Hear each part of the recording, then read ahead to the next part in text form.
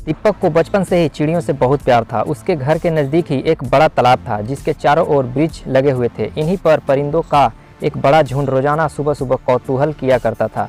यहाँ परिंदों का बसेरा काफ़ी वर्षों से था। दीपक जब 7 वर्ष का हुआ तो वह हमेशा सुबह सुबह तालाब के पास घूमने लगा। अन्य चिड़ियों के कौतूहल के बीच कौवा का बोलना दीपक को बहुत बुरा लगता था। इसके साथ ही उसे कोयल की आवाज़ बहुत सुकून पहुंचाती थी। धीरे धीरे दीपक को कोयल की मनमोहक गीत उसे अपना फैन बना लिया। अब तो दीपक को कोयल के अलावा किसी अन्य चिड़िया की आवाज़ पसंद ही नहीं आती थी। एक दिन दीपक के मन में एक ख्याल आया, क्यों न कोयल को छोड़ बाकी परिंदों के घोंसला यहाँ से हटा दिया जाए। यह सोच उसने अपने 5-6 दोस्तों को उस तालाब के पास इकट्ठा किया और फिर अपनी बात रखी। दीपक की बात सुन सारे दोस्त हैरान रह गए। एक दोस्त ने कहा, दीपक मुझे माफ़ करना, बुलबुल मुझे बहुत पसंद है, मैं इन्हें नुकसान नहीं पहुंचा सकता, और वह चला गया। दूसरे ने कहा, पता है मोर कितना सुंदर दिखता है और यह तो राष्ट्रीय पक्षी भी है, मैं यह सब नहीं कर सकता, और वह भी चला गया।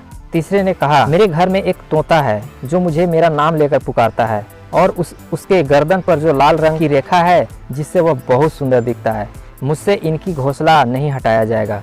दीपक के सारे दोस्त एक एक कर चले गए क्योंकि वे किसी न किसी परिंदा से प्यार करते थे। दीपक उदास होकर वहीं बैठ गया।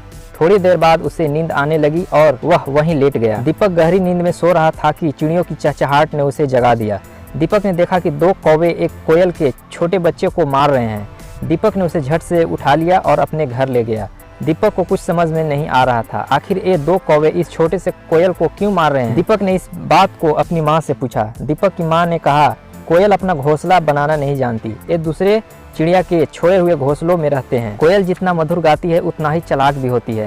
ये अपना अंडा कौवे के घोंसला में देकर उड़ जाती है। कौवा इसे अपना अंडा समझ इसे सेता है। जब अंडा से बच्चा निकलता है तो ये बिल्कुल कौवा के बच्चे की तरह लगता है।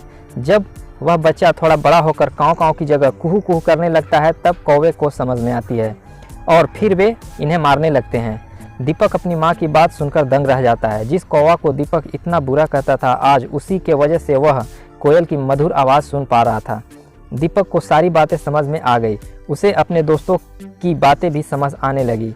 वह अपने दोस्तों से उस बात के लिए माफ़ी मांगता है और वह अब हर चीज़ में अच्छाई ढूंढने की कोशिश करने लगा। प्रकृति के हर चीज़ का, हर जीव का अपना एक खूबसूरती है, गुण है, बस ज़रूरत है उसे समझने की, उसमें अच्छाइयाँ ढूंढने की। तो दोस्तों, ये कहानी आपको कैसी लगी हमें कमेंट करके ज़रूर बताएं और इस तरह के मोटिवेशनल कहानी के लिए हमारे YouTube चैनल को सब्सक्राइब करें। Thank you.